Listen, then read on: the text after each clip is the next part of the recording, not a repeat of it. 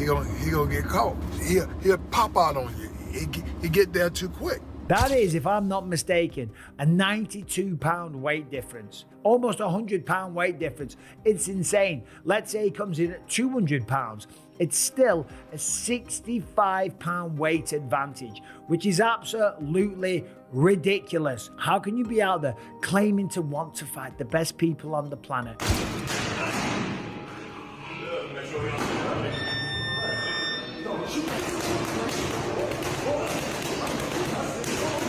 The rumored fight between Jake Paul and Gervonta Tank Davis has ignited one of the most heated debates in modern boxing, with nearly every significant voice in the sport weighing in. The size discrepancy between the two men is the central point of contention, as Paul usually fights at around 200 pounds, while Davis's last bout saw him weighing in at approximately 135 pounds. Promoter Eddie Hearn has been one of the most vocal critics of the proposed fight. He warned Jake Paul directly that he could be walking into a situation that has devastating consequences for his health and his career. I think it's extremely dangerous for Jake Paul. You know, I've got the general feedback is the boxing world saying, please, AJ, go in and evaporate this young man from the boxing world so we can all get on as normal. You've got Jake Paul fans thinking bizarrely they can beat Anthony Joshua. And the most bizarre thing out of everything is that Jake Paul genuinely believes he will beat Anthony Joshua.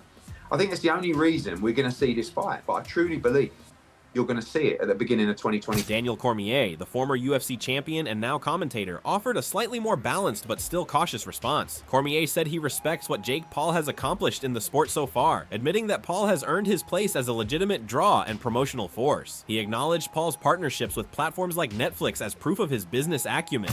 When the Disruptor Challenge is a legend, guys, anything can happen. When a kid that was on YouTube and on Disney walked in there and said, I'm going to be a professional boxer, Jake Paul needs to be commended for that. He had a vision, and he honestly executed that vision better than anyone ever could have expected. But sometimes you want something so badly that you don't recognize the dangers that come with wanting that thing and then getting that thing. Now Jake Paul has gotten himself to a point where he's fighting someone that could truly, truly end his career. Mike Tyson.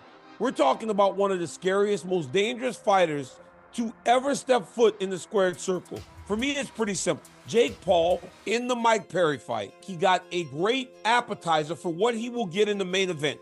A fighter that starts very fast, that throws things to take your head off, and you have to kind of match the intensity to ultimately get your... Middleweight champion Carl Froch took a sterner stance, focusing on the threat Paul poses to Davis rather than the other way around. Froch stressed that Davis, no matter how skilled, would not be accustomed to taking punches from someone as large as Paul. His name was mentioned at his press conference and he shit himself, and the fight was just absolutely fucking diabolical. Again, I've said before, he's not a professional boxer, he never will be, and he proves time and time again that he's not a professional fighter. So, Jake Paul, go on, piss off. I mean, I don't really take Jake Paul that serious. He can't really box. He can have a little fight, he can have a swing. He swings away, stands up straight, and he throws punches, but it's not professional boxing. Because when I watch him box, he does so much wrong. It's just, everything's wrong. It's so bad. He's got leaky defence. He telegraphs his punches. Like, you put him in with someone his own size, it was a professional, and it's a mismatch. And you'll see that if he ends up fighting somebody. Tommy Fury, bless him, he's a pro boxer, but he's inexperienced. He's got no amateur pedigree. He's a raw novice, or maybe just above the raw novice. I was saying earlier, where would I put him in terms of levels? He'd do well to win a British title. He's at that sort of level. And then from British title to world level, it's like different worlds. It's like totally different. It's like a different sport. Just here at Los Naranjos in Viva, España, and I found out that Gervonta Davis is now fighting Jake Paul. So Jake Paul was supposed to be fighting AJ. Eddie Hearn announced 99% done, which we've just spoke about. What next for AJ? Potentially Jake Paul. But it now looks like that Jake Paul is fighting one of Anthony Joshua's legs. He's fighting Gervonta Davis, somebody who's a quarter of his size. I don't even know what's going on. Has Eddie Hearn been played? Let me know what you think, but the AJ fight with Jake Paul's finished. Gervonta Davis, fake Paul, November. I don't know what's going on in the world of boxing. This is an absolute joke. What next for AJ? We'll get into this, and there's so many questions I want to get into in the next episode, but hope you enjoyed this one. And yeah, just thought I'd give you a quick update because the news has just come in and I'm just trying to relax and play a bit of golf, and I can't. I've got to get it off my chest. I'm going to add it to this video. Hope you enjoy it. Don't forget, if you haven't already, hit like, share and subscribe to the best channel in the business, Frotch on Fighting, and we'll see you very soon. Ryan Garcia, another star in boxing, was scathing in his criticism. He labeled the matchup completely insane, going as far as to say that boxing now looks more like professional wrestling, specifically WWE, than a real sport when fights like this are allowed to happen. Today we're going to talk about the boxing world and another fight that Jake Paul just booked for his joke of a career against a 65-plus smaller guy than him in Gervonta Davis. Jake Paul is a circus sideshow for low IQ incels. Nobody should be falling for this carny bullshit about him being a real fighter. Gervonta is a million times better than him, so he has to handicap Gervonta's skill by being a giant lab rat with a 65-plus weight advantage over him. This is a joke. This is a mockery to the sport of fighting. You know, the best are supposed to fight the best. Why is he fighting a guy that's, you know, in his last fight, Mike Tyson, who, you know, he's got a 40-year age gap between them? You know, why are you fighting a guy that should be in line for, you know, the early bird special, not fighting in a boxing ring, and Mike Tyson? Now you're fighting a guy who is, you know, tiny. He's a 130-pound fighter. You fight in the 210, 220 weight range. So, you know, this is another joke in Jake Paul's career. You know, he claims to want to be a real fighter, but, you know, he's not taking the real steps to be real fighters and fighting, you know, top 10 guys and fighting the best guys in the world. You know, he fights, you know, these circus sideshows against guys that have no business being in there against him. So, you know, I guess this is the state of boxing. It's dead. UFC took over, and, you know, this is what you get now. You get this YouTuber who, you know, is on Lizzie McGuire, and he wants to claim to be a real fighter, but he doesn't want to fight real fighters. So, you know, I think it's ironic, though. Why would he hire a lawyer to sue people that say that his fights are fixed if they weren't, allegedly? So, I don't know. It's kind of weird. You guys do the math. Let me know what you think in the comments. Amir Khan joined the chorus of disapproval, calling the fight disgusting and warning that it poses significant safety risks. Khan pointed out the vast differences not only in weight but in height, with Paul enjoying an 8-inch advantage over Davis. He's obviously a lot heavier than him, but, you know, in an exhibition fight. What are your thoughts on this fight? A really bad mismatch, and you know what? Whoever the promoter is and that's agreed Gervonta to fight, and whoever the promoter is to fight for Jake Paul to say fight this little man, I mean, that's wrong, man. I mean, that's just like torturing someone. I mean, going in there and hurting someone is just not fair on Davis.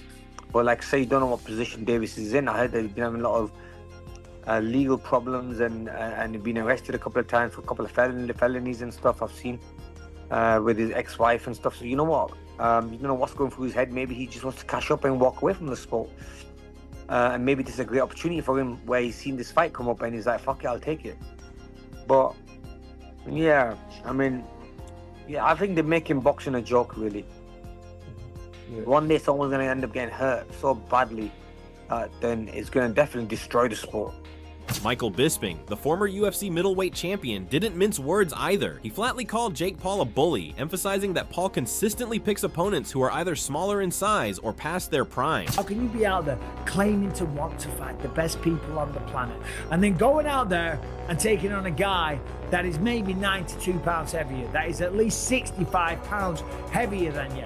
That is called one thing. That's called being a bully.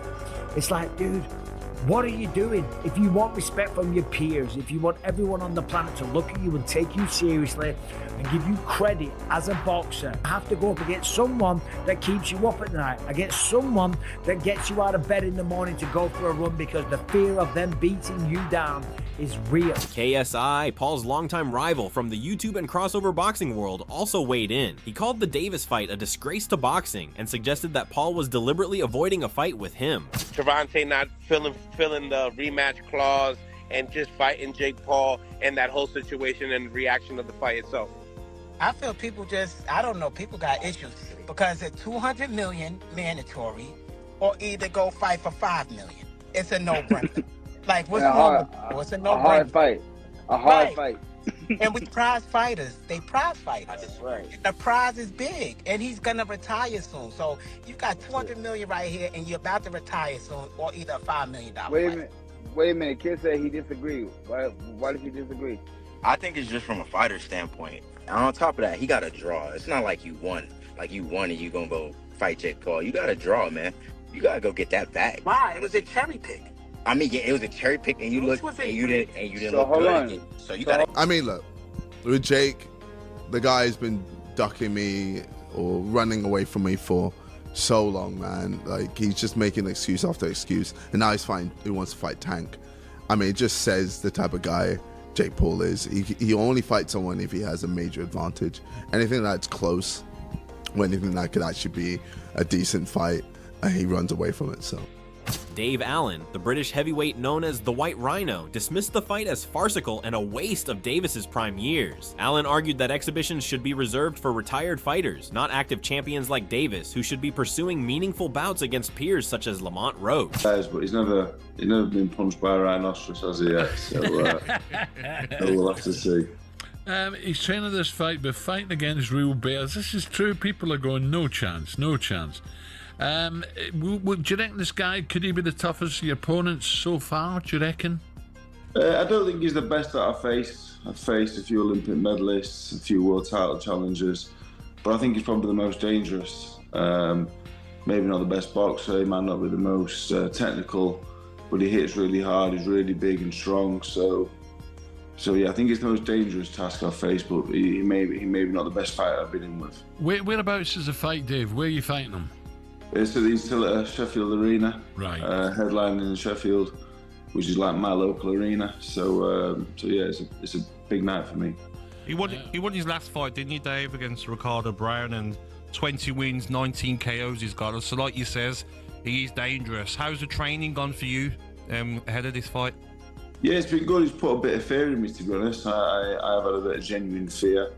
I've been stopped, but I've never been on the canvas ever as a pro or amateur. So, and I'd like to keep it that way, really. Yeah. I'm not on anyone's highlight reel. You see highlight reels of all the fighters I face. I'm not on any of them, and I'd like to keep it that way. So yeah, training has gone up a notch. For the Fisher rematch, I did weigh a little bit heavy. So for this one, if I cut any corners, there's a good chance I'll get beat. Other critics describe Davis's willingness to fight Paul as a calculated dodge, even labeling it the greatest duck in boxing history. Rather than facing rivals in his own weight class, Davis appears to be opting for a high-paying spectacle against someone much larger but less technically sound. The proposed date of November 15th in Atlanta has been circulated, though there are doubts about whether the fight will be sanctioned. If it proceeds as an exhibition, the concerns about legitimacy will only grow stronger. The size gap is so extreme that many believe no athletic commission would officially sanction it. To give it to you straight, no chase. In sports, Gervonta Davis and Jake Paul have a fight coming up. I ain't even gonna call it a fight because it ain't. If Jake Paul's involved in it, it's a great acting job. You know, Mike Tyson could have just knocked Jake Paul's face into the canvas, but he got paid to pull punches. Otherwise, he wouldn't have got paid. Pretty sure the same is going for Gervonta Davis. It's a quick money grab. Yeah, most of y'all gonna be suckers who tune in. It's just quick money grab. That's all I'm saying. Ain't gonna be no fight. I don't give a fuck how big Jake Paul is. He can't take one of them little mother tank punches. Yeah, tank move furniture. Move furniture. Catch that motherfucking move furniture. And Jake don't like his furniture move, so he gonna pay him not to hit him again.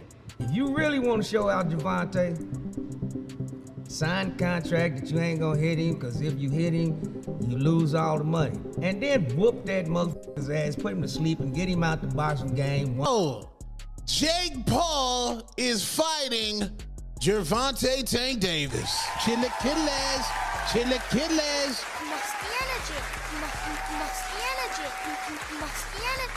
Musty energy. Oh, it's musty, and I say that respectfully. Per Mike Hoppinger in the Ring magazine, Gervonta Tank Davis, freshly off his domestic violence charges being dropped, will get into the ring with Jake Paul in Atlanta with a proposed date of November 15th. Lord child. Get your hand out of my pocket! Tank weighs about 135. Jake Paul weighs about 200-something pounds. So obviously this will be at a catch weight, and this possibly will not be a sanctioned fight where it will count on anybody's records. But I'm gonna tell y'all like this: Tank fans, you niggas down bad.